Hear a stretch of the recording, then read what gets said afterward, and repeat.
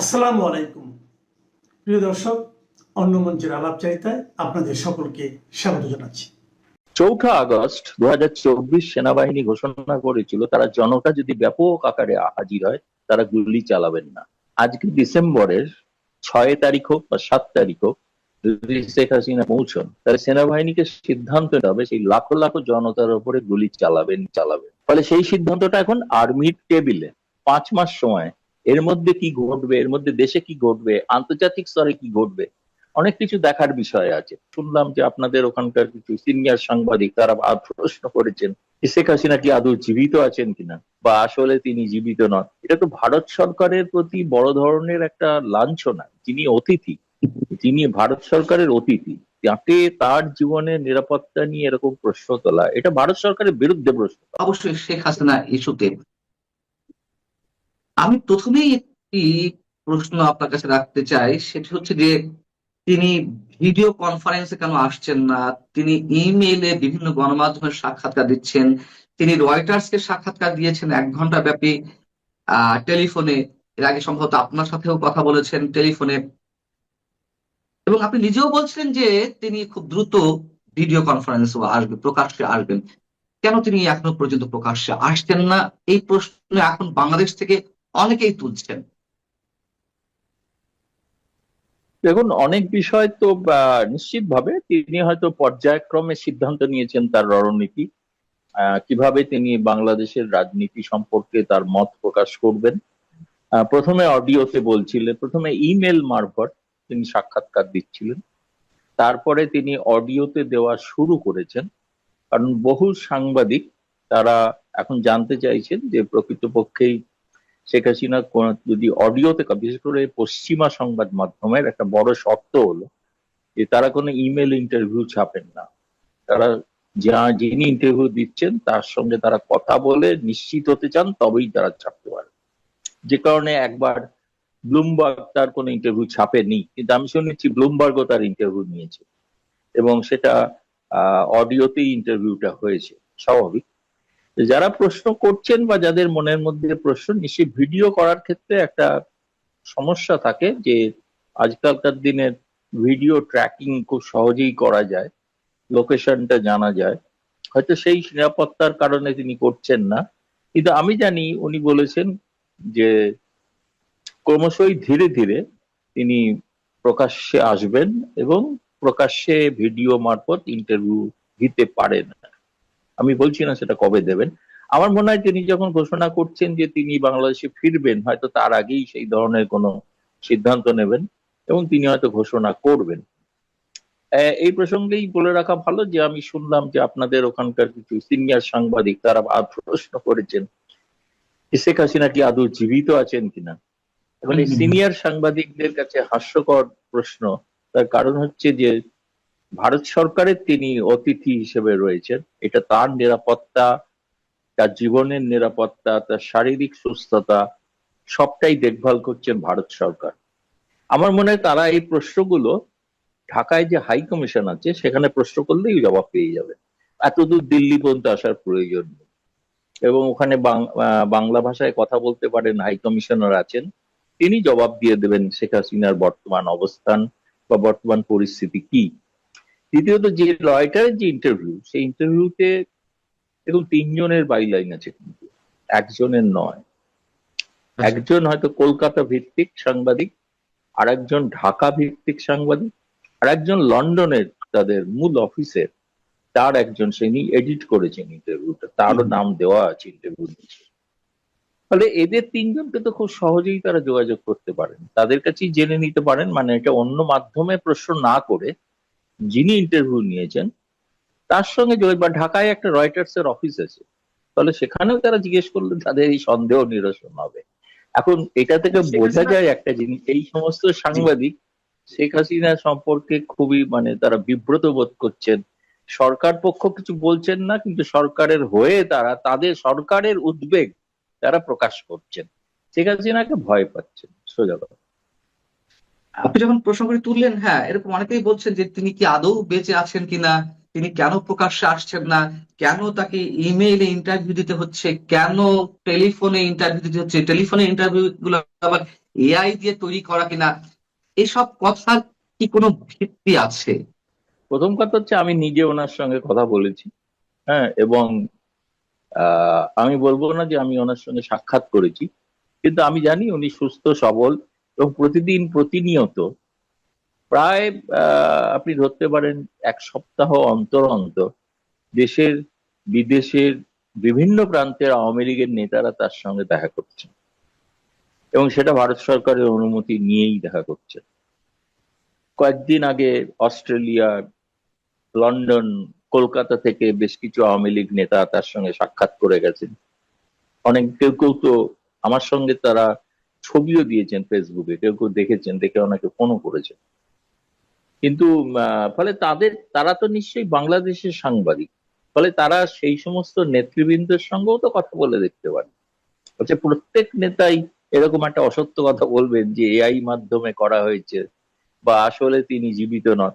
এটা তো ভারত সরকারের প্রতি বড় ধরনের একটা লাঞ্ছনা। তিনি ভারত সরকারের অতিথি, তাকে তার জীবনের নিরাপত্তা নিয়ে এরকম প্রশ্ন তোলা, এটা ভারত সরকারের বিরুদ্ধে প্রশ্ন তোলা। সেই জন্য বললাম খুব সহজ উত্তর হবে রয়টার্স এর অফিস। এবং তারা তো যখন রয়টার্স এর মতো একটি আন্তর্জাতিক খ্যাতিসম্পন্ন সংবাদ সংস্থা, তার বিশ্বাস যোগ্যতা নিয়ে এরা প্রশ্ন তুলছেন, এরা কোন ধরনের সাংবাদিক আমি জানি না। এবং আপনাকে এটাও বলে, আমি যতদূর জানি আরো 1 ডজন সাংবাদিক অপেক্ষায় আছেন তার ইন্টারভিউর জন্য। তার মধ্যে সবাই ভারতীয় নন, তার মধ্যে চীন আছে, জাপান আছে, এবং চীন জাপানের সংবাদ সংস্থাগুলোর ইন্টারভিউ কয়েকদিন পর হয়তো দেখতে পাবেন না। তো আমি এটা যতদূর জানি, ফলে এতগুলো লোক সারা পৃথিবী জুড়ে একটা এআই এর সঙ্গে কথা, যারা এআই বিষয়ে অভিজ্ঞ, সোজা কথা হচ্ছে শুনুন, ডিসেম্বরে তাকে সশরীরে দেখতে পাবেন, এটা তার ঘোষণা। ফলে তখন দেখে নেবেন এআই হাঁটছে না শেখ হাসিনা সশরীরে হাঁটছে। সশরীরে তিনি হাঁটবেন বা বাংলাদেশে ফিরবেন, আমি সে বিষয়ে আসবো। তার আগে আরেকটা প্রশ্ন, যে ইন্টারভিউটি এনডিটিভিতে এবং পরবর্তীতে আবার একই বিষয়ে রয়টার্সে এলো, তারপর থেকে এই বিষয়গুলো আবার নতুন করে চালু হয়েছে, যে ভারত আসলে তাকে, মানে শেখ হাসিনাকে কোন স্ট্যাটাসে রেখেছে, তার যে যে কঠোর নিরাপত্তা দেওয়া হচ্ছে, এর রিজনটা কি? কেন অন্যদের মতো তিনি স্বাধীনভাবেও ঘোরাফেরা করতে পারছেন না? কেন তাকে একটা বিশেষ জায়গায়, একটা নির্দিষ্ট গণ্ডির মধ্যে রেখে দেওয়া হয়েছে? এবং সবচেয়ে বড় কথা হচ্ছে যে কোন স্ট্যাটাস তাকে দেওয়া হচ্ছে, এই বিষয়টা আপনি একটু ক্লারিফাই করবেন? তার স্ট্যাটাস হচ্ছে যে তিনি একটি বিদেশি রাষ্ট্রের সাবেক প্রধানমন্ত্রী, তার জীবনে সংশয় ছিল, সেজন্য তাকে এখানে আশ্রয় দেওয়া হয়েছে। এবং এও বলেছে ভারত সরকার যে তিনি যখন যেদিন যা চাইবেন, যেভাবে তিনি যেখানে যেতে চাইবেন, সেটা যাওয়ার ব্যবস্থা ভারত করে দেবে। তিনি একজন সাবেক প্রধানমন্ত্রী, এই হিসাবে ভারতে আশ্রিতা, সেটাই তার স্ট্যাটাস, সেইভাবেই তাকে রাখা হয়েছে। আপনি বলতে পারেন না যেরকম কেন তাকে বাইরে ঘোরাফেরা করতে দেখা যাচ্ছে না। 2 দিন আগে তো আপনাদের ওখানকার জঙ্গিরা তো হুমকি দিয়েছে তাকে হত্যা করবে। তার জীবনের নিরাপত্তা এই মুহূর্তে যে কোনো প্রধানমন্ত্রীর মতনই তার নিরাপত্তাকে সেভাবেই আঁটোসাঁটো করে রাখা হয়েছে, যাতে সেখানে কোনো অন্য ধরনের অবাঞ্ছিত ঘটনা না ঘটতে পারে। এবং যে কারণে এই নিরাপত্তার কারণে তার দিল্লিতে সম্ভবত 3বার তার আবাসস্থল পরিবর্তন করতে হয়েছে। একই জায়গায় যারা দেখেছেন প্রথমবার এসে, দ্বিতীয়বার এসে তারা অন্য জায়গায় দেখেছেন, তৃতীয়বার তারা অন্য জায়গায় দেখছেন। দিল্লিতেই আছেন কিন্তু এক জায়গায় নেই।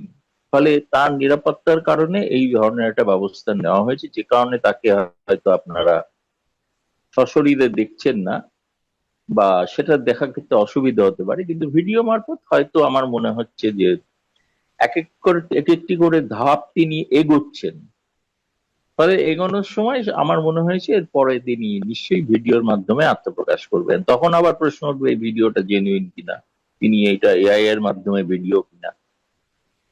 মানে আমার মনে হয় সেই বিষয়টা প্রশ্ন না তুলে প্রশ্ন তোলা উচিত তিনি যেটা বলছেন সে ব্যাপারে বাংলাদেশ সরকারের মত কি। উনি বলেছেন আমি আসবো, তাহলে বাংলাদেশ সরকার তাকে কিভাবে বাংলাদেশে প্রবেশ করতে দেবেন, সেই বিষয়ে বাংলাদেশ সরকার যদি পরিষ্কার করেন তাহলে সেটা ভালো হয়। হ্যাঁ, এখন বাংলাদেশ সরকার তো স্পষ্ট করে কিছু বলছে না, তবে ইনফরমালি যেমন সাবেক বর্তমান পররাষ্ট্র প্রতিমন্ত্রী শামা ওবায়েদ তিনি সোমবার একটি মন্তব্য করেছেন যে তিনি এলে তাকে জেলে যেতে হবে, জেলে যেতে হবে, এটা সবাই জানে। তার বিরুদ্ধে ওয়ারেন্ট আছে, তার বিরুদ্ধে রায়ও ঘোষিত হয়েছে মৃত্যুদণ্ডের, এটা তো আমরা সবাই জানি।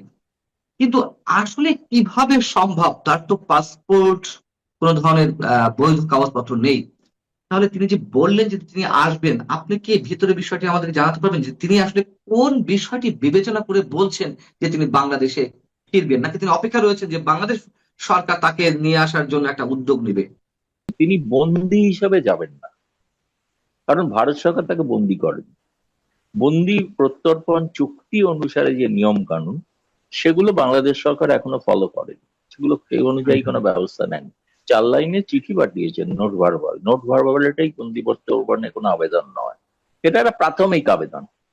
পরবর্তীকালে তাদের বিষয়ে বিশদ পদক্ষেপ যেগুলো নেওয়ার কথা সেগুলো যদি নেন, যেমন বাংলাদেশের আরো কিছু আর্থিক অপরাধী বলে চিহ্নিত, তাদের বিচার চলছে ভারতে।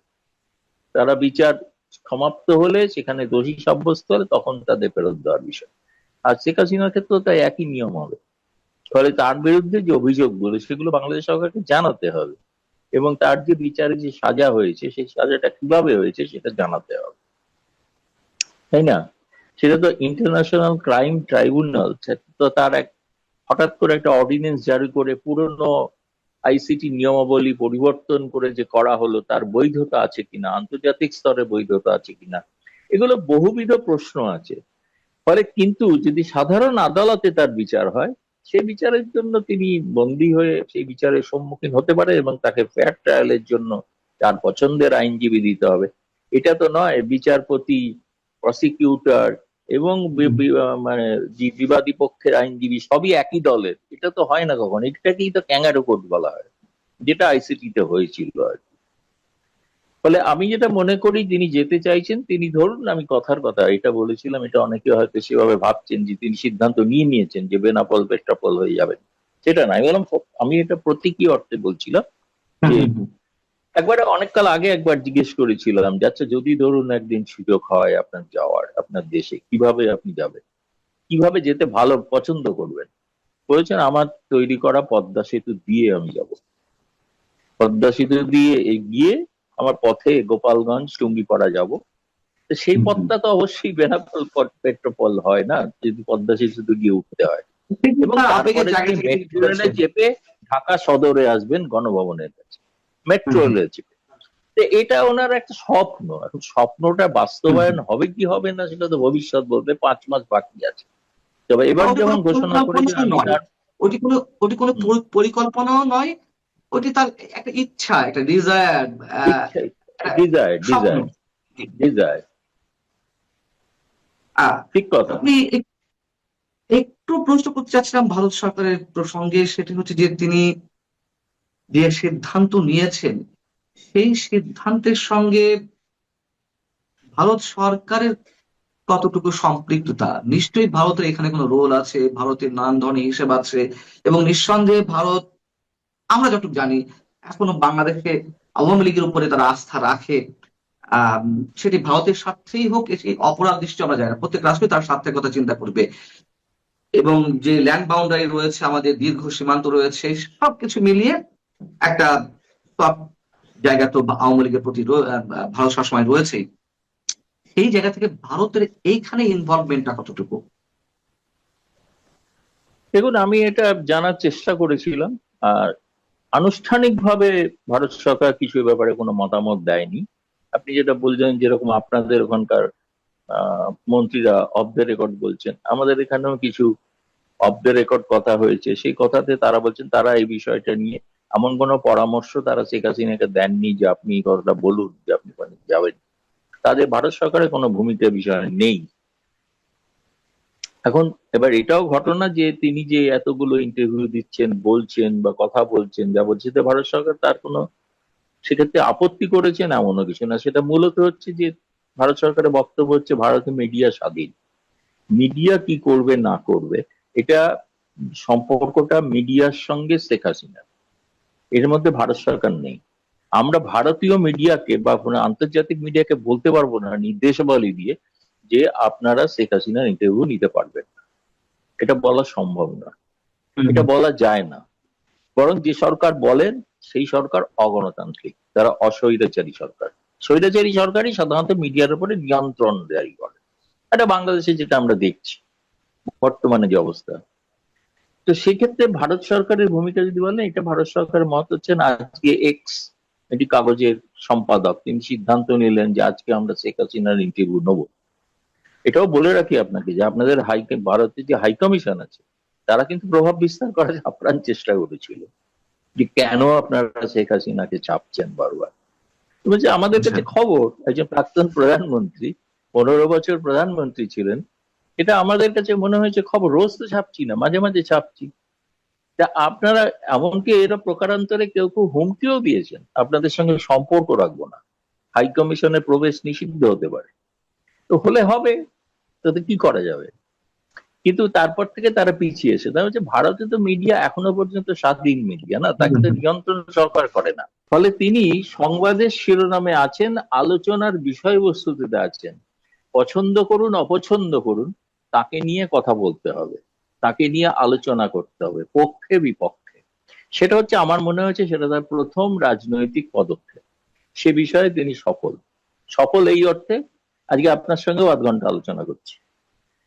এখন এটা নানা জায়গায় বাংলাদেশে তো আপনি বললেন বহু সাংবাদিক যে নানা রকম প্রশ্ন করছেন, তাদের কাছে এটা আলোচ্য বিষয়, পক্ষে বিপক্ষে যাই বলুন। এটা হলো এক। দ্বিতীয়ত এবার তার যে উদ্দেশ্য, আমি বলছি যদি তারেক রহমান সরকারকেও তো সিদ্ধান্ত নিতে হবে, সত্যিই তার তো ট্রাভেল ডকুমেন্ট নেই, ভারত সরকার নয় একটা ট্রাভেল ডকুমেন্ট দিয়ে দিল, তাহলে সেই ট্রাভেল ডকুমেন্ট দেওয়া সত্ত্বেও তারা কি তাকে বাংলাদেশে প্রবেশ করতে দেবেন? এক। দুই হচ্ছে আরেকটা বড় চাপ হচ্ছে বাংলাদেশ সেনাবাহিনীর উপর। এই কারণেই 23শে জুন প্রতিষ্ঠা দিবসে 7টা জেলায় সেনা নামিয়ে বিডিআর নামিয়ে এমন একটা কাণ্ড করলেন যে সেদিন সকাল আওয়ামী লীগের যেন পুনরুত্থান ঘটছে। ঘটেনি, কিন্তু আতঙ্কে তাই ঘটেছে। 4 আগস্ট 2024 সেনাবাহিনী ঘোষণা করেছিল তারা জনতা যদি ব্যাপক আকারে হাজির হয় তারা গুলি চালাবেন না। আজকে ডিসেম্বরের 6 তারিখ হোক বা 7 তারিখ হোক, যদি শেখ হাসিনা পৌঁছন, তাহলে সেনাবাহিনীকে সিদ্ধান্ত নিতে হবে সেই লাখো লাখো জনতার উপরে গুলি চালাবেন। সেদিন যখন চালাননি, জনতা, নিরীহ জনতার মৃত্যু যাতে না হয় তার জন্য ডিসেম্বরেও তাকে সিদ্ধান্ত নিতে হবে নিরীহ জনতার উপরে, আওয়ামী লীগ সমর্থক তাদের উপর গুলি চালাবো না।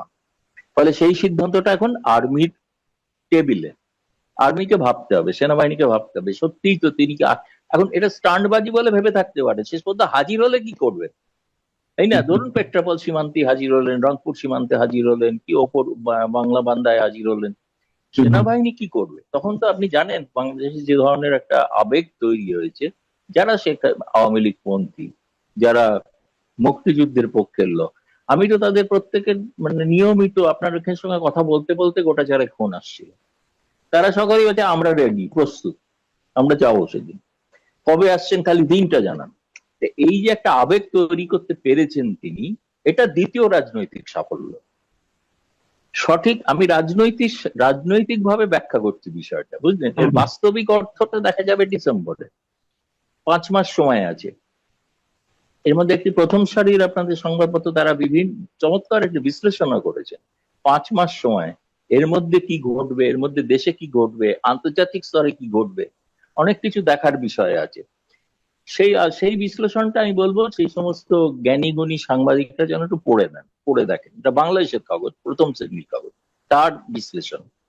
সে বিষয়টা খুব মানে একটা আমি বলবো বাস্তব ভিত্তিক একটা বিশ্লেষণ করেছে। তিনি বলেননি যে হ্যাঁ ফিরছেন, তিনি একথা বলেননি এটা স্টান্টবাজি। এখন তার কাছে মনে হচ্ছে হলে কি করতে পারে, পরিণতি তারেক রহমান সরকারকে সিদ্ধান্ত নিতে হবে, যেটার জন্য শেখ হাসিনা অপেক্ষা করছেন। এটা হচ্ছে 3 নম্বর সাফল্য, যে আমরা শেখ হাসিনাকে এভাবে ঢুকতে দেবো না। তিনি ঢুকতে চাইছেন কিন্তু তা আমরা ঢুকতে দেবো না। তার কারণ হচ্ছে তিনি বন্দী হিসেবে আসুন। ভারত সরকার তো তাকে বন্দী করেনি, ভারত তাকে বন্দী হিসেবে দেবে না, বন্দী প্রত্যর্পণ চুক্তি, তিনি নাগরিক হিসেবে যাবেন। ধরুন কথার কথা বিএসএফ যদি পুশব্যাক করে, তাহলে কি করবে? বিজিবি কি পুশ ইন করে ফেরত পাঠিয়ে দেবেন, যেমন পাঠাচ্ছে না? ফলে এটা নিয়ে তারেক রহমান সরকারের অন্যান্য অনেক প্রায়োরিটি যে কাজ আছে তাতে একটা ব্যাঘাত ঘটানো, আপনি খুব খারাপ ভাষায় বলতে পারেন অন্তর্ঘাত করা। এটা চতুর্থ রাজনৈতিক পদক্ষেপ, সাফল্য কিনা বলছি না, চতুর্থ রাজনৈতিক পদক্ষেপ। ফলে আমার কাছে যেটা মনে হচ্ছে যে ইংরেজিতে খুব চমৎকার একটা কথা আছে, সেটা হচ্ছে প্রেগনেন্ট উইথ মেনি পসিবিলিটিস। অনেক সম্ভাবনাময় জীবন, সম্ভাবনাময় সময় আসছে। কিন্তু শেখ হাসিনা সংবাদের শিরোনামে আছেন, বাংলাদেশে নাই বা থাকুন, সারা বিশ্বে আছেন, তিনি আছেন। এবং দেখুন, গতকাল আপনি ফলো করেছেন কিনা জানি না, সজীব ওয়াজেদ জয় একটা প্রোগ্রামে এসেছিলেন লাইভ আমেরিকা থেকে, লন্ডনে যেটা অনুষ্ঠিত হয়েছিল। সেখানে তার বক্তব্য আমি শুনলাম। তিনি কিন্তু এই মানে ফেরা না ফেরা ইত্যাদি নিয়ে তিনি কোনো মন্তব্য করেননি। তিনি বলেছেন যে 6 কোটি আওয়ামী লীগ সমর্থক এবং আওয়ামী লীগ ভোটার আছে বাংলাদেশে, তাদেরকে যদি উপেক্ষা করা হয় তাহলে বাংলাদেশ একটা গৃহযুদ্ধের মুখে যাবে। এবং গৃহযুদ্ধ, সিভিল ওয়ার শব্দটা ব্যবহার করেছেন, ইংরেজিতে ভাষণ দিয়েছেন। তো সেই গৃহযুদ্ধের কথা ভেবেই হয়তো শেখ হাসিনা এমন কোন সিদ্ধান্ত নিচ্ছেন, যেটা তারেক রহমান সরকারের পক্ষে। মানে আপনি আপনার দীর্ঘ সাংবাদিকতা জীবনে অভিজ্ঞতা, আওয়ামী লীগ বা বাংলাদেশ ভারত সম্পর্কের জায়গা থেকে যে গবেষণাগুলো এবং ব্যক্তি শেখ হাসিনাকে আপনি যেভাবে জানেন, সেই জায়গা থেকে আপনি বলছেন যে তিনি যেটি বলছেন সেটি কার্যকর করার সমূহ সম্ভাবনা। বিষয়টি তো তাই নাকি? অবশ্যই অবশ্যই, এবং আমি এটা বিশ্বাস করি। প্রথমে আমি ভেবেছিলাম তিনি শুধু তার নেতা কর্মীদের জন্য বলছেন, কিন্তু এটা আমাকেও ইন্টারভিউতে এরকমই বলেছিলেন। কিন্তু এখন তিনি একটা নির্দিষ্ট রাজনৈতিক পদক্ষেপ নিয়ে এগোচ্ছেন বলে আমার মনে হয়। ডিসেম্বরের মধ্যে নিশ্চিতভাবে একটা কিছু ঘটবে এবং তিনি সেখানে যাবেন না। যেটা বলেছেন তিনি, আমার মনে হয় না তিনি, ধরুন তার সব থেকে বেশি মানে দুর্নাম হতে পারে যে সেটা হচ্ছে তিনি ঘোষণা করার পর গেলেন না, তাকে হাসিনা ভয় পেয়ে গেছেন। এই প্রচারও তো হবে না। সেই প্রচার তিনি নেবেন কেন? পৃথিবীর সব থেকে বেশি সময়ের থাকা মহিলা প্রধানমন্ত্রী, তাই না? এতবারের প্রধানমন্ত্রী, এবং তিনি একটা কথা বলছেন, সে কথার কোনো দাম নেই, মূল্য নেই। এটা যারা ভাবছেন, আমি বলবো তারা মূর্খের স্বর্গে বাস করে। ডিসেম্বরের জন্য প্রস্তুত হন। আমরা কিছু মানুষ এত কষ্ট করছি বাংলাদেশ আওয়ামী লীগের জন্য, সে কষ্টের আসলে ফলটা কি হবে যদি আওয়ামী লীগ নিজেই আত্মঘাতী থাকতে পছন্দ করে? যদি আওয়ামী লীগ সিদ্ধান্ত নেয় যে সে আত্মঘাতী হবে, বাংলাদেশের জন্যই বা কি আশা আছে? এই ভিডিওটি শুনছেন, গত 2 দিন ধরে বাংলাদেশে আওয়ামী লীগের জন্য সবচেয়ে ক্ষতিকারক হচ্ছে কোন কথাটি? লীগের ফেসবুকে ঢুকলাম, আমার কাছে এটা গাত্রদাহ হচ্ছে প্রায় 1 দিন ধরে, যে এই বিষয়ে আওয়ামী লীগ দলীয়ভাবে কোনো উত্তর দিচ্ছে না কেন। ফেসবুকে ঢুকলাম, ফেসবুকটা তারা এত বেশি আবর্জনা যুক্ত করে চালায় যে এটাতে ঢোকার আসলে কোনো মানে নাই। আমরা মেনে নিয়েছি যে বর্তমানে যেহেতু জননেত্রী শেখ হাসিনা ছাড়া আর কেউ আসলে দায়িত্ব পালন করছে না, করতে পারছে না। অবশ্য ফেসবুক যারা চালায় ওদেরকেও আমি দোষ দেই না, যদি অনুপযুক্ত মানুষ দিয়ে তো আওয়ামী লীগ অনেক কিছু চালিয়েছে, আসলে কথা বলারও সময় নয়, এটাও আমি বুঝি। দায়িত্বগুলা কি তাদের পালন করা উচিত নয়? না, যে গত 2 দিনে বা 1 দিনে, আমি জানি না কোন দিনে এটা কথাটা এসে, জননেত্রী শেখ হাসিনার জন্য ব্যক্তিগতভাবে সবচেয়ে একটা জিনিস ছড়িয়ে আছে। বাংলাদেশের মূলধারার এখন তো মিডিয়া বলতে কিছুই নেই, সবই এই বাংলাদেশের, ওরাই আবার বলে ভারতের মিডিয়াগুলো গদি মিডিয়া, মোদি এবং গদি মিলিয়ে, অর্থাৎ সরকারি মিডিয়া বা মোদি সাহেবের ব্যক্তিগত মিডিয়া। অথচ দেখেন বাংলাদেশে কিন্তু পর থেকে আর কোনো কিন্তু মিডিয়া নাই, এগুলো সব হয়ে গেছে পুরোপুরি জঙ্গিদের চাটুকার। পরবর্তীতে এখন তারেক রহমানের চাটুকার। মানুষকে আপনার সাময়িকভাবে না, দীর্ঘ মেয়াদে এবং সাময়িকভাবে সবভাবেই মিডিয়া, সোশ্যাল মিডিয়া এগুলো জনমতকে প্রভাবিত করতে পারে, তাই না? শেখ হাসিনার জন্য সবচেয়ে ক্ষতিগ্রস্ত হচ্ছে ওই যে আমির খসরু মাহমুদ চৌধুরী বলেছে না যে শেখ হাসিনার বৎসরে খাবার খরচ 35 কোটি টাকা। এটা নিয়ে দেখবেন যে উত্থানের উচিত ছিল। সে কিন্তু এখনো সবচেয়ে বেশি সোচ্চার। সে হলো ওই যে ইউনুস, আমাদের মার্কিন যুক্তরাষ্ট্রে বাংলাদেশের যে দূতাবাস, সেখানে যে প্রেস মিনিস্টার নিয়োগ দিয়েছে, সে কিন্তু এটাও কিন্তু অভিনব বাংলাদেশে যে সরকার দলীয় মুখপাত্র হিসাবে সে কিন্তু এখন ওয়াশিংটনের দূতাবাসের কাজ না করে অর্থাৎ তারেক রহমান সরকারের প্রেস সেক্রেটারি বা এই ধরনের কাজ করছে। জানি না, হয়তো বা তারেক রহমান এগুলো দেখে তাকে প্রেস সেক্রেটারি নিয়োগও করতে পারে। অবশ্য প্রেস সেক্রেটারি হওয়ার যোগ্যতা তার আছে, কিন্তু ছেলেটা অত্যন্ত বিষাক্ত। সেও একটা ভিডিও করেছে যে শেখ হাসিনার ডেলি সে হিসাব করে বের করেছে 10 লাখ টাকার খানা খেতেন সম্পর্কে জানে।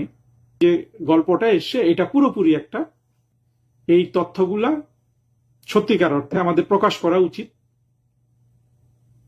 হয়তো জননেত্রী শেখ হাসিনাও এই জিনিসটা খেয়াল করতে পারছেন না। গত 2 দিন ধরে তার জন্য সবচেয়ে ক্ষতিকর কিন্তু এই অপপ্রচারটা চলছে যে উনি দিনে 10 লাখ টাকার ভাত খেতেন। হ্যাঁ, এই বলছে যে কাঁঠাল খেতেন, কি এগুলো নানান ভাবে আপনার এই জিনিসটাকে মুখরোচক করে কিন্তু সব জায়গায় প্রচারিত হচ্ছে। আওয়ামী লীগের দলীয় যেসব সোশ্যাল মিডিয়া আছে, যেগুলো যতটুকুই আছে, তাদের উচিত ছিল না এটা নিয়ে বস্তুনিষ্ঠ একটা জবাব দেওয়া পেয়েছে। ঘটিয়েছে এই 3টা মিথ্যা অপবাদ দিয়ে যে দুর্নীতি করছে, গুম-খুন করছে, ভারতের কাছে রাষ্ট্র বিক্রি করে দিয়েছে। তাহলে দুর্নীতি এই ধরনের অপপ্রচার সংক্রান্ত খবর আসলে তাদের দলীয়ভাবে সবার আগে এটার কড়া জবাব দেওয়া উচিত না? এবং জবাব দেওয়ার মতো অবস্থায় তো তারা আছে। কারণ হলো দেশটা, বাংলাদেশের সবচেয়ে বেশি দুর্নীতি হয়েছে এখন পর্যন্ত জানা মতে ইউনূসের আমলে।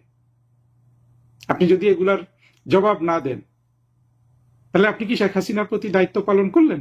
চালায় ওরা হয়তো ভাবছে যে শেখ হাসিনা পুনরায় ক্ষমতায় আসুক কি না আসুক, এতে ওদের কিছুই এসে যায় না। এখন এইরকম যদি একটা চিন্তাধারা থেকে ওরা চালায় এবং তাদেরকে যদি শেখ হাসিনা কিছু না বলেন, কোনো নির্দেশনা না দেন, আমার মনে হয় জননেত্রী শেখ হাসিনার যারা মাঠ কর্মী আছেন তারা এইসব ব্যাপারে সোচ্চার হন। কারণ হলো শেখ হাসিনা তো এখন মাত্র আওয়ামী লীগের সম্পদ না। আওয়ামী লীগ শেখ হাসিনাকে ধ্বংস করতে পারে, আওয়ামী লীগ সেখানে তার যোগ্যতা না থাকতে পারে শেখ হাসিনার মতো মহিরুহকে রক্ষা করার ক্ষেত্রে। কিন্তু আমি তো দেখতে পাচ্ছি যে শেখ হাসিনার যে মাঠের কর্মীরা আছেন, যেই তৃণমূলের কর্মীদের সাথে তিনি গত 2 বছর লাগাতার মিটিং করেছেন, আপনারা একটু সোচ্চার হন। 24 ঘন্টায় জননেত্রী শেখ হাসিনাকে দিনে 10 লাখ টাকার ভাত খাওয়া একটা মনস্টার হিসাবে প্রচার করছে। আওয়ামী লীগের তরফ থেকেও কোনো জবাব নাই, আওয়ামী লীগের সোশ্যাল মিডিয়া থেকেও কোনো জবাব নাই। আর আওয়ামী লীগের সম্পর্কে তো বাংলাদেশ থেকে কোনো পত্র পত্রিকা মিডিয়া কিছু লিখবে না। এই অবস্থায় আমার মনে হয় জননেত্রীর মাঠ পর্যায়ের কর্মচারীরা সোচ্চার হন। এই যে অদক্ষ কর্মচারী ওরা নিয়োগ করে রেখেছে মাঝখান দিয়ে, শেখ হাসিনা তো 24 ঘন্টা কাজ করছেন। এইসব জিনিস তো এইসব কর্মচারীদের দেখার কথা, তাই না? তো এটা যদি না করেন, কিন্তু আমরা এটা তো আত্মঘাতী হচ্ছে। এই আত্মঘাত থেকে আসলে জননেত্রী শেখ হাসিনাকে একমাত্র বাঁচাতে পারেন তার মাঠ পর্যায়ের কর্মীরা। এইসব আওয়ামী লীগের এই সোশ্যাল মিডিয়া পেজ এগুলোর উপর আসলে নির্ভরশীল থাকার কোনো কারণ দেখছি না। আমি আবারও বলছি, আমি অত্যন্ত বেদনা ভারাক্রান্ত চিত্তে এদের বিরুদ্ধে কথা বলছি। আমি জানি যে এগুলো সব গরু ছাগল দিয়ে এগুলো চালানো হয়, কিন্তু এই সময়গুলো আমরা বলতে চাই না। কিন্তু যখন জননেত্রী শেখ হাসিনার ন্যূনতম ইমেজ ধরে রাখার জন্য তারা কাজ করে না, তখন তো এদের বিরুদ্ধে আসলে আর চুপ থাকা যায় না। ভাই, মেজাজটা খুব খারাপ, গালাগালি করতে ইচ্ছা করছে। মুশকিলটা হচ্ছে বয়স হয়ে গিয়েছে এবং আমরা আসলে ঠিক গালাগালি করার লোক না। তারপরে যেহেতু গালাগালি করতে ইচ্ছে হচ্ছে, আজকাল যারা গালাগালি করে তাদের কারো একজনের গালি শুনে আসি। আমার অবস্থা এই জেনজি ছাত্রীটির মতো আর কি। আমিও খুব রেসপেক্ট করতাম মিলন ভাইকে, এখনো করি, আমাদের শিক্ষামন্ত্রী এহসানুল হক মিলনকে। কিন্তু আমার একটা প্রশ্ন হচ্ছে যে কি দুঃখে, কি কারণে এই বন্যার মধ্যে কোমর পানি গলা পানিতে সাঁতার দিয়ে গিয়ে ছাত্রছাত্রীদেরকে এইচএসসি পরীক্ষা দিতে হবে। আমি জানি না তারেক রহমান এবং তারেক রহমানের শুভার্থী যারা আছেন তারা বুঝতেছেন পারছেন কিনা যে তাদের যে শিক্ষামন্ত্রী আছেন এহসানুল হক মিলন খুবই ভালো লোক, খুবই ডেডিকেটেড লোক, কিন্তু ডেট এক্সপায়ার্ড মাল, যেটা আমি আগেও একটা ভিডিওতে বলেছিলাম যে তার পক্ষে এখন আর আসলে বর্তমান যুগের সাথে তাল মিলিয়ে কাজকর্ম করার মতো অবস্থা ওনার আর নাই। এবং সেটা যে নাই এর একটা মানে বিভিন্ন ধরনের প্রমাণ প্রতিদিন তিনি দিয়ে যাচ্ছে। এর মধ্যে হচ্ছে যে এই এইচএসসি পরীক্ষার সময় এই যে সারা বাংলাদেশ ভেসে যাচ্ছে, দেশের বিশাল একটা অংশ বন্যা কবলিত, এবং বাকি সব জায়গায় যেগুলোতে বন্যা নাই, বড় বড় শহরগুলোতে রাস্তাঘাটে পানি, কোমর পানি, গলা পানি পর্যন্ত হয়ে বসে আছে। কিন্তু তাকে এইচএসসি পরীক্ষা নিতেই হবে।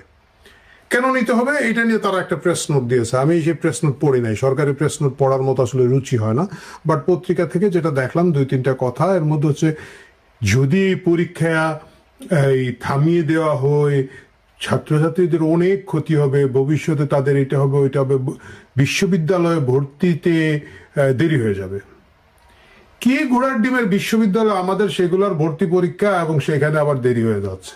মানে বিশ্ববিদ্যালয়ের ভর্তির অবস্থাটা কি সেটাও আমি আপনাদেরকে একটু যদি দেখাই আর কি। আমার একজন খুব প্রিয় মানুষ আছেন, খুবই খুবই খুবই প্রিয়। তার নাম হচ্ছে মোহাম্মদ আব্দুল হান্নান মাসুদ। তিনি একজন ছাত্রনেতা, তিনি একজন সংসদ সদস্য, এবং তিনি কোন সাবজেক্টে পড়েন আপনারা জানেন নাকি? তিনি কিন্তু ঢাকা বিশ্ববিদ্যালয়ে ইংরেজিতে একটা সাবজেক্ট পড়তেন, সেটা আবার ইংরেজি সাহিত্য না, কিন্তু সেটা হচ্ছে ইংলিশ ল্যাঙ্গুয়েজ টিচিং বা English language education at the institute of কি যেন আছে, এটা হচ্ছে তাদের ইনস্টিটিউটের নাম হচ্ছে institute of modern language university of Dhaka. মানে তিনি ঢাকা বিশ্ববিদ্যালয়ের মতো বাংলাদেশের টপ বিশ্ববিদ্যালয়ে ইংরেজি পড়েন। এই হইলো আর কি আমাদের শিক্ষার অবস্থা। মানে হান্নান মাসুদের ইংরেজি শুনে আমাদের যে শিক্ষকরা আছেন, মানে ওই ডিপার্টমেন্টের যে শিক্ষকরা আছেন, তাদের যদি মিনিমাম লাজ লজ্জা বোধ থাকতো, তাহলে তারা চাকরি ছেড়ে বাংলাদেশ ছেড়ে হিমালয়ের গর্তে বা গুহায় গিয়ে বসে ধ্যান করতে শুরু করে দিতেন যে ভাই কি বানাইলাম, কি হইলো। এবং আমরা যে এখানে পড়ালেখা করিয়েছি লোকজনরা, এটা যেন তোমরা আর কাউরে বইলো না। এটার জন্য দরকার হলে তোমাদের কাছে আমরা কিছু টাকা পয়সা দিই, তোমরা খবরদার বইলো না যে তোমরা আমার ছাত্র। এই হচ্ছে মানে একটা সিস্টেমের যে শিক্ষার যে অবস্থা আর কি আমাদের দেশে। কিন্তু এর মধ্যেও আমাদেরকে এইচএসসিতে এই ভরা বর্ষায় ভরা এর মধ্যে নিতে হবে। আমি শিক্ষামন্ত্রী এহসানুল হক মিলনকে বলতে চাই যে আপনি দয়া করে আমাদের এই যে ছাত্রছাত্রীদের সমস্যাগুলোর কথা চিন্তা করেন। শুধুমাত্র গোয়ার্তুমি করলে তো হবে না, এবং এটা শুধুমাত্র যে ছাত্রছাত্রীদের সমস্যা তা কিন্তু না, এটার সাথে গোটা পরিবার জড়িয়ে থাকে। ধরেন আমার মেয়ে যদি আজকে পরীক্ষা দিতে যেত, বা আমার বোন যদি পরীক্ষা দিতে যেত, ভাই যেত, তাহলে সকাল থেকে দেখা যেত যে সারা পরিবার একটা টেনশন, উত্তেজনা। সকলের তো ভাই আর 4 হুইল ড্রাইভ পাজেরো গাড়ি নাই, তাই না? তো সকালে উঠে এই বর্ষার মধ্যে এই গলির মধ্যে রিক্সা ঢুকবে না, সিএনজি ঢুকবে না, কি করব না করব, এবং কোমর পানিতে ভিজে একটা ছেলে বা মেয়ে যখন পরীক্ষার হলে যাচ্ছে, তার এতটুকু পর্যন্ত স্বেচ্ছাতা নোংরা পানিতে, তার কাছ থেকে আপনি পরীক্ষা আশা করেন। এই ধরনের অমানবিকতা, এই ধরনের গোয়ার্তুমি, এই ধরনের বেকুবি, এই ধরনের স্টুপিডিটি, এটার কোনো মানে হয় না। আপনারা যে কড়াকড়ির ভাব দেখাচ্ছেন, I agree with this one. লেখাপড়া কড়াকড়ি করতে হবে, লেখাপড়া আহ্লাদের কিছু নাই। লেখাপড়ার সর্বশেষ আহ্লাদ আমরা দেখেছি জাতির মুক্তি ত্রাতা ডক্টর মোহাম্মদ ইউনূস। উনি এসে বলছে এইচএসসি পরীক্ষায় দেওয়ার দরকার নাই, যা অটো পাস। তো উনি অটো পাস করে দিচ্ছে, 2-3টা কলেজের কিছু লোকজন গিয়ে সচিবালয়ে দমকাদমকি করেছে, এবং তখন তো তাই হতো, সেটা হয়েছে। কিন্তু এই তুলনায় আপনার এইচএসসি পরীক্ষা নেন, কিন্তু এর মানে এই না যে একেবারে মানুষকে বিপদে আপদের মধ্যে ফেলে করতে হবে। বরঞ্চ আমাদের এই ছাত্রছাত্রীদের কিভাবে সুবিধা করে দেওয়া যায়, এই জিনিসগুলো ভাবা উচিত। যেমন ধরেন ঢাকা বিশ্ববিদ্যালয় সহ অন্যান্য বিশ্ববিদ্যালয়গুলোতে যে ভর্তি পরীক্ষা হয়, আদৌ এই ভর্তি পরীক্ষার প্রয়োজন আছে কিনা এটা নিয়ে এখন সিরিয়াসলি দেখার বিষয়। পাশ্চাত্য দেশগুলোতে আমরা তো দেখতে পাচ্ছি এখানে প্রেডিক্টেড গ্রেড, মানে কলেজ বলে দিচ্ছে যে ফার্স্ট ডিভিশন পাবে, সেকেন্ড, মানে তাদের তো আর ফার্স্ট ডিভিশন সেকেন্ড ডিভিশন নাই, যেটাই হোক এই স্কোর পাবেন। এইটার উপরে তারা কিন্তু কন্ডিশনাল অফার লেটার বিশ্ববিদ্যালয়গুলো থেকে পেয়ে যাচ্ছে। বিশ্ববিদ্যালয়গুলো বলছে ঠিক আছে, তোমার যদি নম্বর এত হয় তাহলে তুমি আমার এই সাবজেক্টে তুমি ঢুকতে পারবা। এবং বিশ্ববিদ্যালয়গুলো ক্ষেত্র বিশেষে অনেক বিশ্ববিদ্যালয় ভাইভা নিচ্ছে, মৌখিক পরীক্ষা নিচ্ছে, কিন্তু তারা মানে একটা কন্ডিশনাল অফার দিয়ে রাখছে, এবং রেজাল্ট বের হলে যদি দেখা যায় যে সেই রেজাল্ট ঠিক আছে, তাহলে কিন্তু অটোমেটিক ভর্তি হয়ে যায়। এই ধরনের একটা সিস্টেম বাংলাদেশে চালু করতে হবে। রাষ্ট্র সরকার পড়ালেখা করাচ্ছে একটা বাচ্চাকে স্কুলে 10 বছর, তারপরে কলেজে 2 বছর, 12 বছর পড়ানোর পরে রাষ্ট্রের আর একটা প্রতিষ্ঠান বিশ্ববিদ্যালয়গুলো সে পড়ালেখার একের বিন্দুমাত্র দাম দেয় না।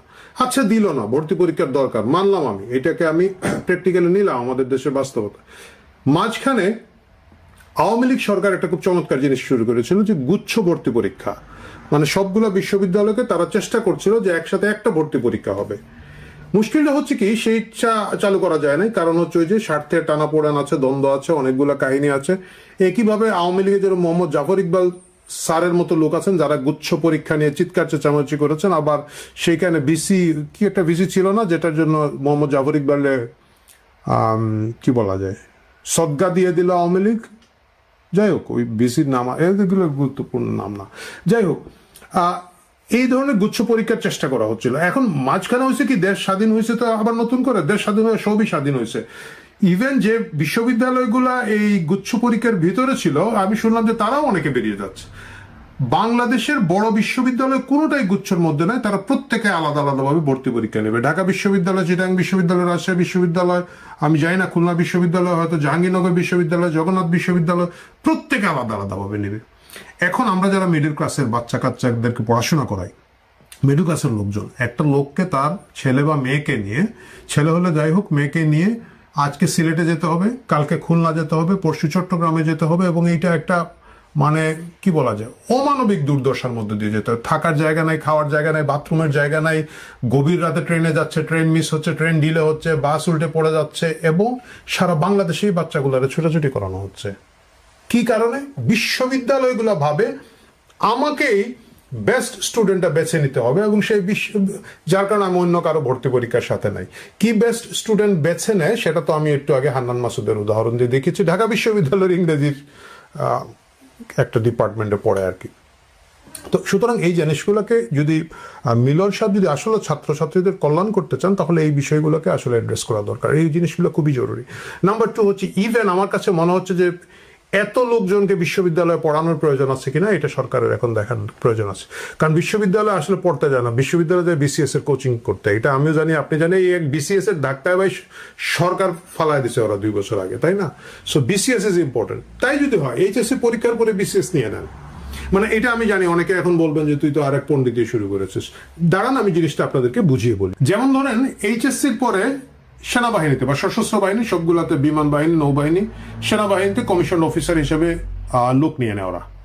এর মানে কি এই অফিসাররা কি এইচএসসি পাস থাকে? তা কিন্তু না। তাদেরকে নিয়ে যাওয়া হয়, নিয়ে যাওয়ার পর নির্দিষ্ট ট্রেনিং হয়, সেনাবাহিনী ট্রেনিং হয় বিএমএতে, এবং ওই সময়টাতে তারা সেখানে সামরিক বিদ্যার উপরে গ্র্যাজুয়েশনটা করেন। বাইরের আমি এখন জানি না, আগে জানতাম যে চট্টগ্রাম বিশ্ববিদ্যালয়ের সাথে বিএমএর অ্যাফিলিয়েশন আছে, সেখান থেকে একটা গ্র্যাজুয়েশন নেন। বাট এইচএসসির পরে তাদেরকে নিয়ে গিয়ে বিশেষায়িত প্রশিক্ষণ দেওয়া হয়, সেই দিকে গ্র্যাজুয়েশন করা হয়, কারণ তাদের জীবনে, তাদের চাকরি জীবনে সেটাই প্রয়োজন।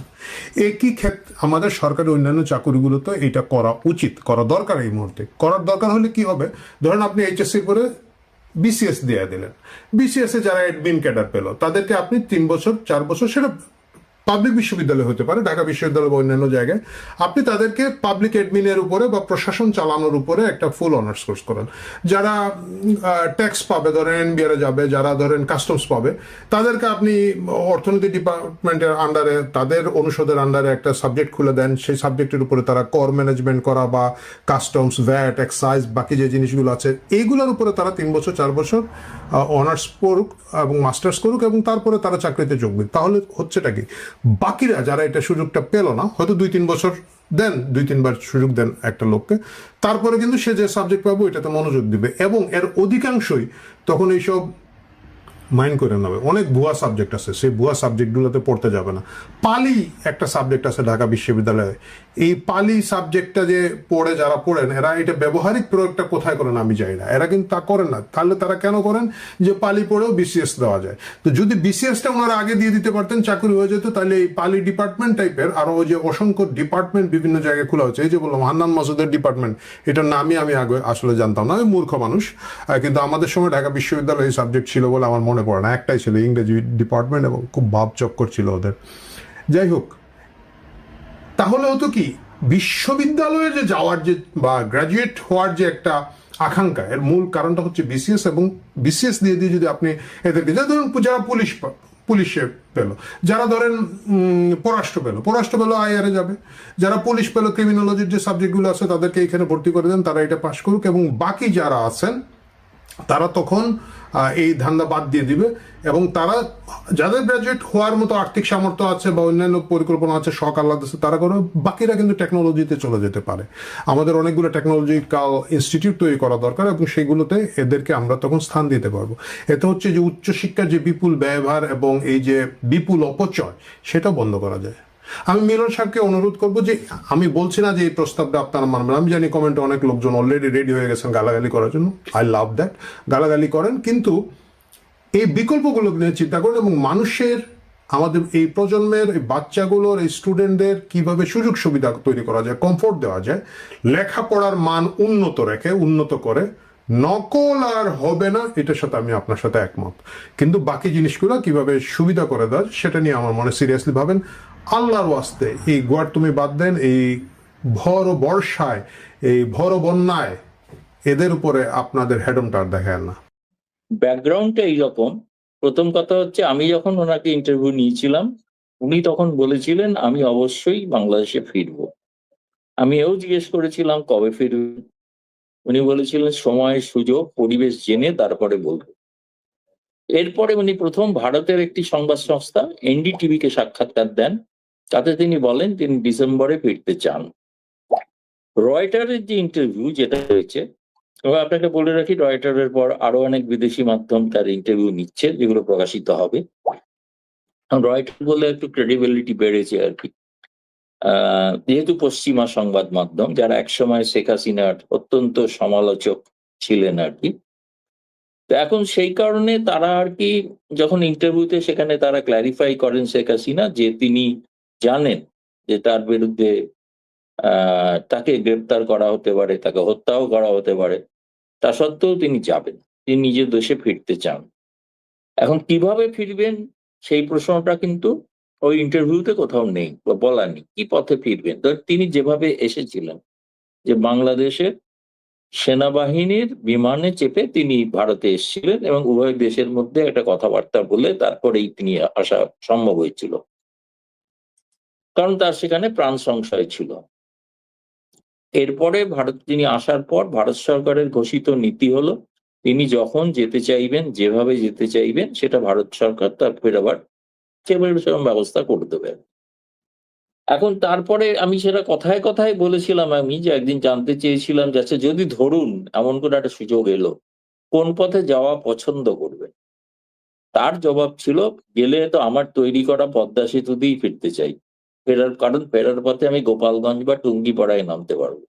এরকম নয় ঘটনাটা যে উনি ওই পথেই ফিরছেন। আমি এটাও বলেছি ওই ইন্টারভিউতে যে তিনি উত্তরবঙ্গের কোন সীমান্ত দিয়ে ফিরবেন, নাকি রংপুর দিয়ে ঢুকবেন, নাকি মুর্শিদাবাদ দিয়ে ঢুকবেন, নাকি বিমান পথে উভয় দেশের মধ্যে আলোচনা করে ফিরবেন, এগুলো ঠিক হয়।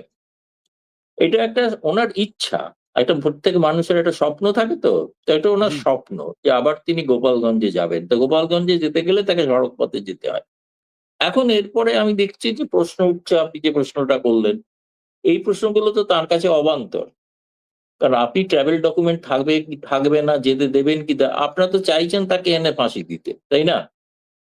বাংলাদেশের লোকেরা চাইছে, তবে এবার লোকেরা না, একাংশ, এখন এই মুহূর্তে একটা ক্ষুদ্রাংশ, তারা চায় আর কি, যে তাকে নিয়ে এসে আবার তাকে ফাঁসিতে ঝোলানো।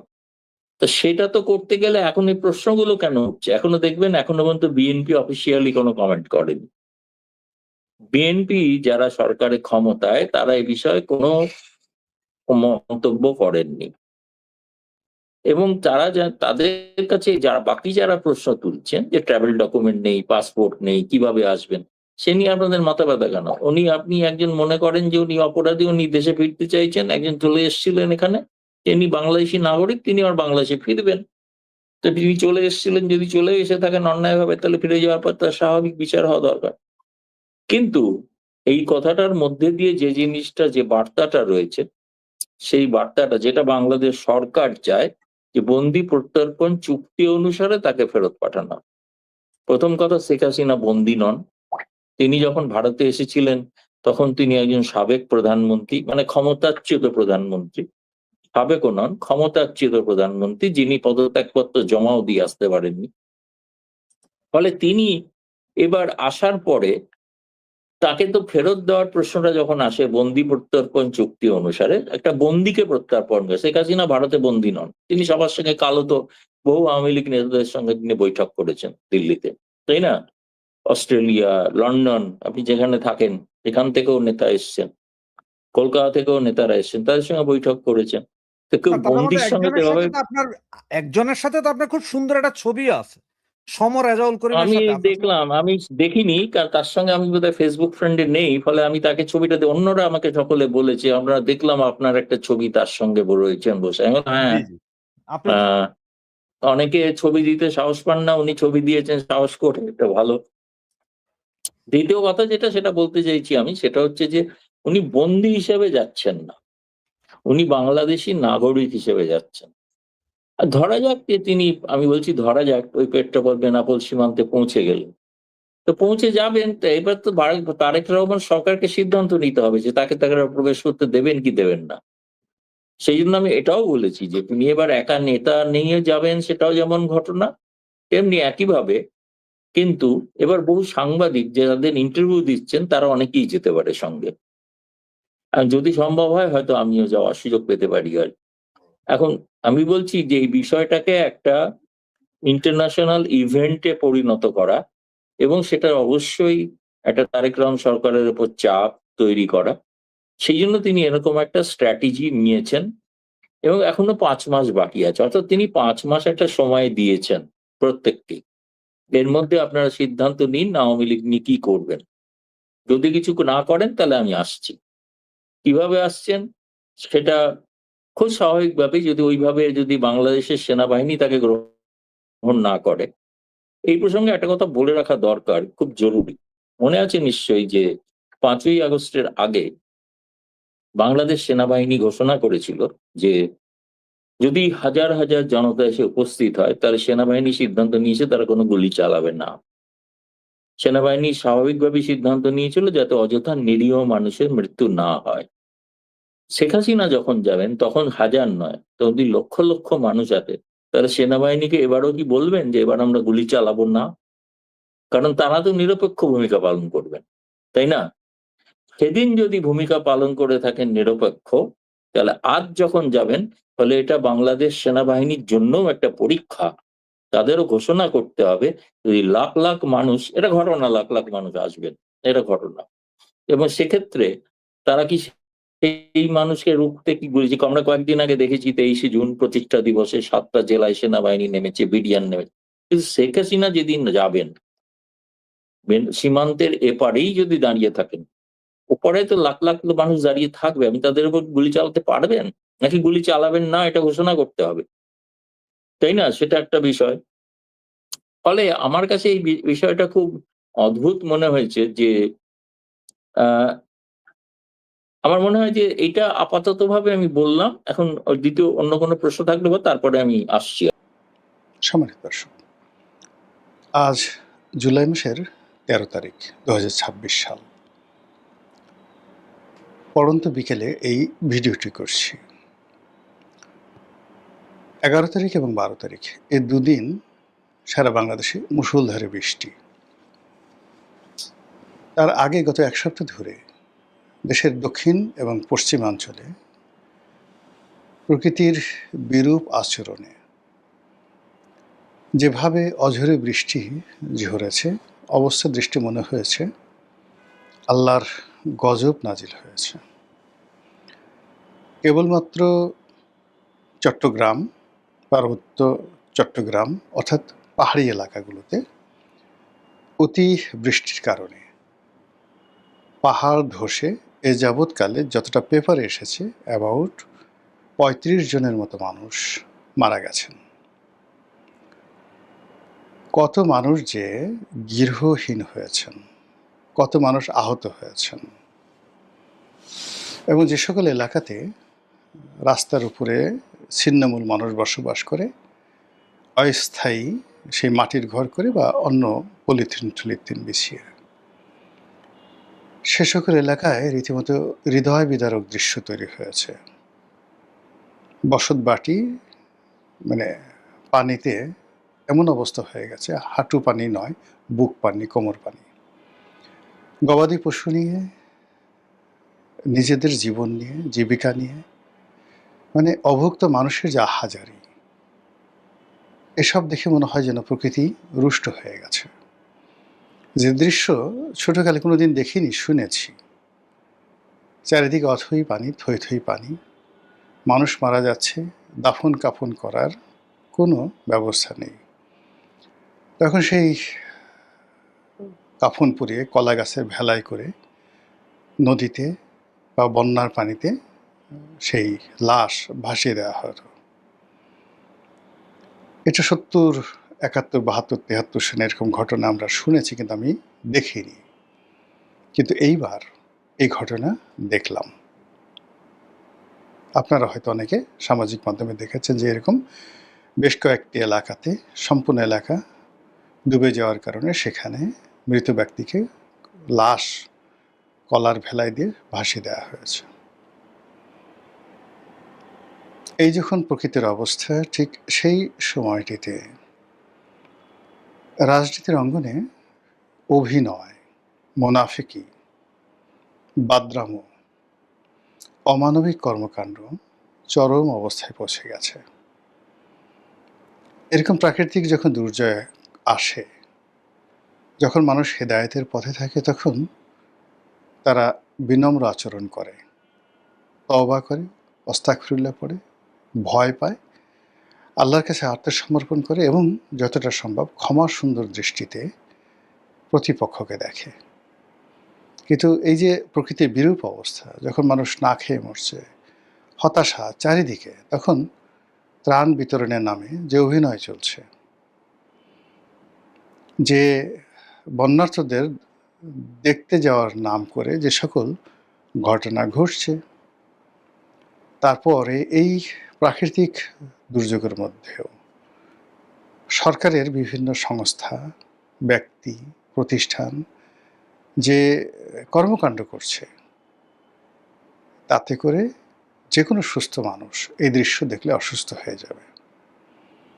রোম যখন জ্বলছিল বা পুড়ছিল, ঠিক সেই সময় নীরও বাঁশি বাজাচ্ছিল। ঠিক একই সময় এখন বাংলাদেশের সব ক্ষেত্রে স্কুল ডুবে গেছে, ছাত্রছাত্রী কোনো নামগন্ধ নাই, কিন্তু পরীক্ষা পেছানো যাবে না, পরীক্ষা দিতেই হবে। এরকম মানে বিশ্রী বিশ্রী সব ঘটনা। দেশের যখন এই অবস্থা, তখন আপনাকে সেলফি তুলতে হবে, এই সময়টার মধ্যে আপনাকে সেই ফ্যামিলি কার্ড বিতরণ করতে হবে। প্রচণ্ড ঝড় বৃষ্টির মধ্যে পুরো দক্ষিণাঞ্চল যেখানে তছনছ, সেখানে গিয়ে আপনাকে সেই ফ্যামিলি কার্ড বিতরণ করতে হবে। এবং সেই কাজ করতে গিয়ে মানে বরিশালের গৌর নদী বা আগলঝরা এলাকাতে একটা বাজার আছে, মহাসড়কের উপর বাটাজোর বাজার। সেই বাজারে প্রধানমন্ত্রী গিয়েছেন একটা অনুষ্ঠানে, ছোট্ট একটা গ্রাম্য অনুষ্ঠান। ওই অনুষ্ঠানে, এত ছোট অনুষ্ঠানে প্রধানমন্ত্রী তো দূরের কথা, একটা ইউনিয়ন পরিষদের চেয়ারম্যানও এত ছোট অনুষ্ঠান করেন না। এবং সেই অনুষ্ঠানের একটি ভিডিও ক্লিপ ইন্টারনেটে ছড়িয়ে পড়েছে। সেখানে যে বিশৃঙ্খলা অবস্থা, সেখানে যে সকল অশ্লীল অশ্রাব্য কথাবার্তা হচ্ছে, সেখানে মাইক হাতে প্রধানমন্ত্রীকে যে অসহায় অবস্থায় দেখা যাচ্ছে, এটি কোনো অবস্থাতেই 18 কোটি মানুষের একটি দেশ, সেই দেশের প্রধানমন্ত্রী, সেই প্রধানমন্ত্রীর রাষ্ট্রীয় কর্মের চিত্র হতে পারে না। যখন দেখবেন এরকম অসামঞ্জস্যকর কোনো ঘটনা ঘটে, একটা যে অনুষ্ঠানে লোক হবে 200, সেখানে লোক হয়ে গেছে 2 লাখ, একটা অনুষ্ঠানে লোক হবে 2 লাখ, সেখানে লোক হয়েছে 200, এগুলো ভালো লক্ষণ নয়। নেচার ইটসেলফ এটা ডিসকোঅপারেশন করে, আপনাকে একটা মেসেজ দেয়, you should not go forward. এবং এই বিষয়গুলো আমাদের যারা মানে রাষ্ট্রকর্মে নিযুক্ত, তারা একটু খোঁজ দিলে জানতে পারতেন যে তাদের সবচেয়ে বিশ্বস্ত বন্ধু হলো তাদের বডি, শরীর। শরীর যেখানে সায় না দেয়, যে পরিবেশে শরীর সায় দেয় না, সেখানে যাওয়া উচিত নয়। যেদিন জুলিয়াস সিজার সিনেটে ছুরিকাঘাত হলেন, সেদিন তার শরীরটা ভালো ছিল না। শরীরটা ভালো ছিল না, সারা রাত জ্বর, তারপর ম্যাজ করছিল। তো তিনি যেতে চাচ্ছিলেন না, কিন্তু তার যারা লোকজন আছে তারা খুব জোর করে তাকে সেদিন সিনেটে পাঠালো, এবং তিনি সিনেটে গেলেন ওই অসুস্থ শরীর নিয়ে, এবং ওখানে ব্রুটাস তাকে মেরে ফেলল। জিয়াউর রহমান যেদিন নিহত হন, সেদিনও তিনি ছিলেন ক্লান্ত, বিধ্বস্ত।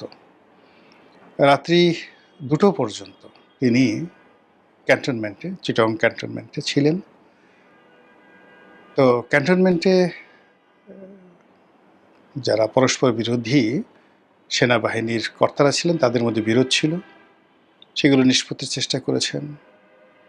তার আগে চট্টগ্রামের রাজনৈতিক যারা নেতৃবৃন্দ ছিলেন তাদের সঙ্গে বৈঠক করেছেন, সেখানেও কোনো ভালো ফলাফল আসেনি।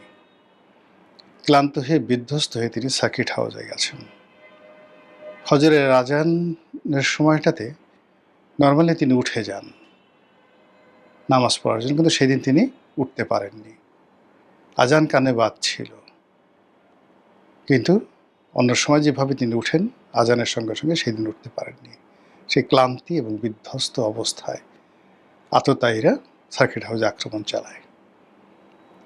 তো উনি যদি সেই রাতেই বুঝতে পারছেন যে আমার বডিটা সিগন্যাল দিচ্ছে না ঠিক মতো, অথবা তিনি যে চট্টগ্রাম যেদিন যাচ্ছিলেন অঝোরে বৃষ্টি হচ্ছিল, সিগন্যাল ব্যাড সিগন্যাল, তার চট্টগ্রামে যাওয়াটাই ঠিক হয় না, তিনি জোর করে সেখানে গিয়েছেন প্রকৃতির বিরুদ্ধে। এখন বাংলাদেশের যে প্রকৃতি, এই জুলাই মাসে, জুলাইটা শুরু হলো, গত বছর জুলাইতে এমন ছিল না, তার আগের বছর জুলাই তো পুরোটাই প্রকৃতি জনগণের পক্ষে, রাজনীতিবিদদের পক্ষে করে দিয়েছিল 2024 সনের জুলাইটি। আর 2025 সনের জুলাইটি অতটা গ্রেসফুল ছিল না, কিন্তু এইবারের মতো ছিল না। এইবারে জুলাই শুরু হওয়ার আগেই শুরু হয়ে গেল জুলাই সিডিআই। সেটি নিয়ে কত লঙ্কা কাণ্ড, সেটা বন্ধ হয়ে গেছে। তারপরে শুরু হলো প্রাকৃতিক দুর্যোগ, তারপরে শুরু হলো রাজনৈতিক দুর্যোগ, শেখ হাসিনা দেশে আসবেন, এরপর আরও নানা কর্মকাণ্ড। এর প্রেক্ষিতে সরকারি দলের মধ্যে নানা রকম বিভক্তি। এক নেতা বলছেন যে আওয়ামী লীগ যে সকল ইয়াবা ব্যবসা করত, চোরাচালানি করত, টাউটেরি বাটপারি করত, এখন তা বিএনপির এক শ্রেণীর নেতারা সেই কাজগুলো করছে। পার্লামেন্টে বসে এক এমপি আর এক এমপিকে বলছে আপনার বাড়ির সামনে দিয়ে ইয়াবার চালান আনা নেওয়া হয়। বোঝার চেষ্টা করুন যে ভিতরে জাস্টিস সাত্তারের আমলে যে বিরোধ ছিল, বিসংবাদ ছিল মন্ত্রী এমপিদের মধ্যে, তার চেয়ে কি এখন কম আছে না বেশি আছে? যারা ভিতর আছেন তারা বুঝতে পারবেন। সুপ্রিম কোর্ট থেকে সেক্রেটারিয়েট, সব জায়গাতে এলোমেলো অবস্থা। পুলিশের মধ্যে সর্বকালের নিকৃষ্ট অস্থিরতা চলছে। পুলিশ এখন যা কিছু ঘটছে, পুলিশ ধারণ করতে পারছে না। একের পর এক বিভিন্ন আওয়ামী লীগ ট্যাগ দিয়ে, একের পর এক যাকে বলা হয় স্বাধীনতার পক্ষের শক্তির ট্যাগ দিয়ে, একের পর এক বিএনপি বিরোধী ট্যাগ দিয়ে, যেভাবে পুলিশের সমস্ত দক্ষ অভিজ্ঞ কর্মকর্তাদেরকে ঝেঁটিয়ে বিদায় করা হচ্ছে, পুরো পুলিশ বাহিনী ফাঁকা। খালি জায়গাতে যাদেরকে নিয়োগ দেওয়া হচ্ছে খুব অল্প সময়ের জন্য। জনাব আরিফ নামক একজন এই পুলিশের এসপি কর্মকর্তা, সে তো সরাসরি সাংবাদিক নাজমুস সাকিব তার সাথে যে সাক্ষাৎকার দিয়েছেন, সেখানে যে সকল কথাবার্তা বলেছেন রীতিমতো লোমহর্ষক। অন্যদিকে গত 17 বছর ধরে পুলিশের যে সকল বড় বড় কর্তারা সাফার হয়েছেন, তারা এই জমানাতে এসে একটা পোস্ট পোর্টফোলিও পেয়ে 6 মাসের বেশি তারা ভোগ করতে পারেনি, এর মধ্যেই তাদেরকে বিদায় করে দেওয়া হয়েছে। আর নতুন নতুন জায়গায় যারা আসছে, এরা বিএনপি করবে কিভাবে? এরা নয় জামাত করে, নয় আওয়ামী লীগ করে। এর কারণ হলো ধরুন এডিশনাল এসপি থেকে এই অল্প 2 বছরের মধ্যে একটা ছেলে যদি ডিআইজি হয়ে যায়, তাহলে রিক্রুটমেন্টটা হয়েছিল কবে, কোন আমলে হয়েছিল, কিভাবে হয়েছিল, সে আওয়ামী লীগ হয় কি করে, সরি সে বিএনপি হয় কি করে, এই অবস্থায় পুলিশে। সিমিলারলি একটা রাষ্ট্রকে চালায় সেই সিভিল সার্ভিস। সেই সিভিল সার্ভিসের সেক্রেটারি থেকে শুরু করে উপসচিব পর্যায়ের যারা ডিসি র্যাঙ্কে ছিল, পাইকারি হারে প্রথমে ওএসডি, তারপরে চাকরিচ্যুত, এবং আরও সামনে চাকরিচ্যুত করার প্ল্যান চলছে। 2018 সনে যারা ডিসি হিসেবে নিয়োজিত ছিলেন তাদের সবাইকে ওএসডি করে রাখা হয়েছে। আর এই সময়টিতে যারা এসপি ছিলেন খুব মানে কয়েকদিন আগে এরকম 37 জন না 38 জন কর্মকর্তাকে চাকরি থেকে অব্যাহতি দেওয়া হয়েছে। কাজে ওই সময়টাতে যারা ডিসি ছিলেন তারা হয়তো কেউ এডিশনাল সেক্রেটারি হয়েছেন, কেউ হয়তো জয়েন্ট সেক্রেটারি হয়েছেন, তো তাদের সবাইকে ওএসডি করে রাখা হয়েছে। ওএসডি করে রাখার পর এখন তাদেরকে দেখা গেল যে তাদেরকে চাকরিচ্যুত করা হবে, এরকম একটা আতঙ্ক ছড়িয়ে পড়ছে। তো আতঙ্ক ছড়িয়ে পড়ার কারণে তারা পারিবারিকভাবে, মানসিকভাবে, সামাজিকভাবে তছনছ হয়ে গেছে। 2018 সনে আমি নির্বাচন করেছি। আমি ওই সময়টাতে এসপি, ডিসি তাদের দ্বারা, টিওনোর দ্বারা, ওসি দ্বারা মারাত্মকভাবে অপমানিত, লাঞ্ছিত হয়েছে। শুধু আমি না, বিএনপির 300 এমপি হয়েছেন। কিন্তু এত কিছুর মধ্যে যেটা হয় যে কিছু কিছু কর্মকর্তা যারা নিজেরা তাফালিং করেছেন অগ্রগামী হয়ে, কিছু কিছু কর্মকর্তা চুপ ছিলেন, কিছু কিছু কর্মকর্তা নীরব থাকতে বাধ্য হয়েছেন, আবার কিছু কিছু কর্মকর্তা গোপনে সাহায্য সহযোগিতা করেছেন। এটা সত্য কথা। এখন আপনি শাস্তি দিবেন, শাস্তি দেওয়ার জন্য আপনি দেখেন যে আসলে কোন লোকটি অন্যায় করেছে, ঘুষ করেছে, দুর্নীতি করেছে, আওয়ামী লীগের তাফালিং করেছে, ইত্যাদি ইত্যাদি সব কিছু। যেমন ধরুন 2018 সনে আমার সাথে খুব আচরণ হয়েছে, কিন্তু তখন যে ডিসি ছিল সেই ডিসি তেমন কিছু করেনি, অনেকটা প্রফেশনাল। এসপি খুব বেশি তাফালিং দেখায়নি, কিন্তু একটা এডিশনাল এসপি ছিল, ও মাই গড, ওকে দেখে মনে হতো জয়নাল হাজারি।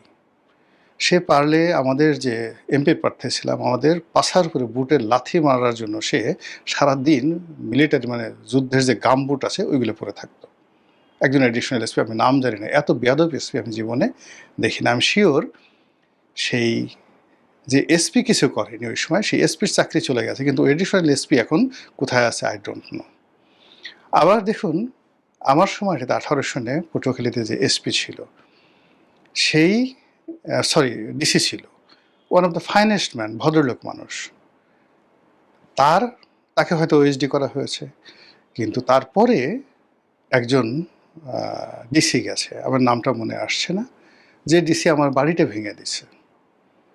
ওখানে আওয়ামী লীগ, বিএনপির যত নেতা ছিল, কামাল সম্ভবত সেই ডিসির নাম বোধহয় কামাল, এরকম কিছু একটা হবে, নরসিংদী বাড়ি, পাগলা টাইপের। পুরো পটুয়াখালীর 4টি সংসদীয় এলাকাতে বিএনপির যত মানে এমপি প্রার্থী ছিল, যত নেতাকর্মী ছিল, সবার বাবার নাম ভুলিয়ে দিচ্ছে নির্বাচনের পরপর। এবং ওখানে যে যারা আওয়ামী লীগের পান্ডা ছিল, সেই পান্ডাদের সাথে একসাথে বসে যত রকম অপকর্ম আছে সব একসাথে করত। আচ্ছা, এখন সে কোথায় আছে? তাকে কি ওএসডি করা হয়েছে? সম্ভবত না, হয়তো সে বহাল তবিয়তে এডিশনাল সেক্রেটারি হয়ে গেছে, আমি জানি না, আই ডোন্ট নো। তো এইভাবে আমার বক্তব্যটা হলো যে আপনারা যদি শাস্তি দিতে চান কাউকে, তদন্ত করেন, তারপরে বিচার করেন, বিধি মোতাবেক তাদেরকে শাস্তি দেন। কিন্তু গণহারে, পাইকারি হারে যদি দেওয়া হয় তাহলেই হবে কি, পর্দার আড়ালে নানা রকম খেলা হবে।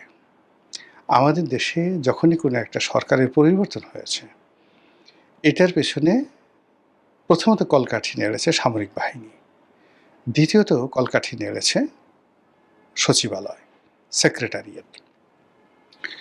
এখন এই বর্তমান সরকার এসে সেনাবাহিনীতে ব্যাপক পরিবর্তন হয়েছে,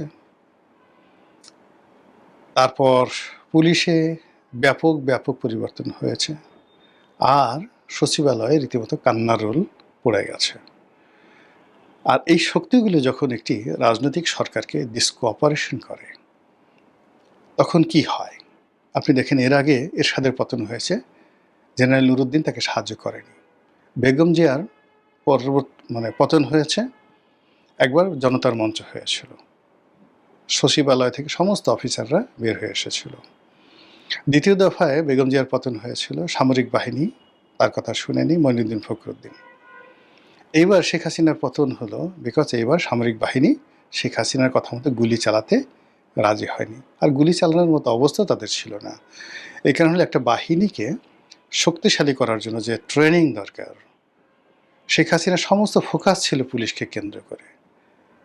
আর্মিকে সে পুরো সময়টাকে অবহেলা করেছে, তাদেরকে সুযোগ দিয়েছে, সুবিধা দিয়েছে যেন তাদের ভুঁড়ি বাড়ে, যেন তাদের যুদ্ধ করার ক্ষমতা কমে যায়, যেন তাদের লোভ হয়, তারা ব্যবসা বাণিজ্য পায়, বড় বড় পোর্টফোলিও পায়। জাতিসংঘ মিশনে যাও, টাকা উপার্জন করো, প্রেষণে আসো, বিভিন্ন দূতাবাসে কাজকর্ম করো, এই রাস্তা বানাও, গাড়ি বানাও, কন্ট্রাক্টারি করো, কিন্তু বন্দুক তুলে নিও না। আর সেই কাজ করার ফলে কি হলো, এই সুশৃঙ্খল বাহিনীটি এরকম একটা পরিস্থিতি মোকাবেলা করার মতো যে সাহস দরকার, নেতৃত্ব দরকার, এটা শেখ হাসিনার জমানাতে এক জেনারেল ওয়াকারুজ্জামানকে দায়ী করলে হবে না। এটা ছিল না, ট্রেনিংগুলো হয়নি। আপনি গোলাবারুদ নিয়মিত তাদেরকে সরবরাহ করা হতো না, তাদেরকে সারা বছর তাদের কাছে অস্ত্র থাকতো কিনা আমার সন্দেহ।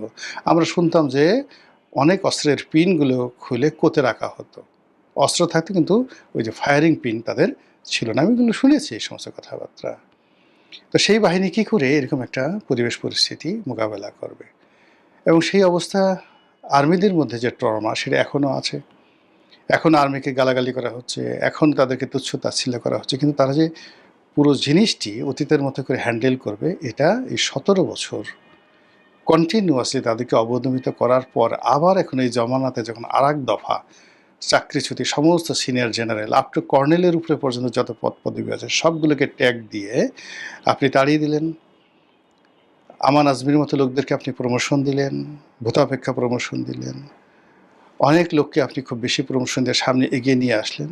ফলে ওখানে যে ভ্যাকুয়ামগুলো তৈরি হয়েছে, এই ভ্যাকুয়ামগুলো যত বেশি হবে ততই পর্দার আড়ালে খেলাধুলা বেশি হবে, নানা রকম দুর্ঘটনা ঘটবে, নানা রকম অর্শনের সংকেত দেখা দেবে, অবিশ্বাস দেখা দেবে, এবং রাষ্ট্র পরিচালনা এবং রাজনীতির যে স্বাভাবিক সৌন্দর্য আছে, স্বাভাবিক রিদম আছে, এগুলো থাকবে না। মহান আল্লাহ আমাদের সবাইকে হেদায়েত দান করুন এবং হেফাজত করুন। আসসালামু আলাইকুম রহমতুল্লাহি ওয়া বারাকাতুহু।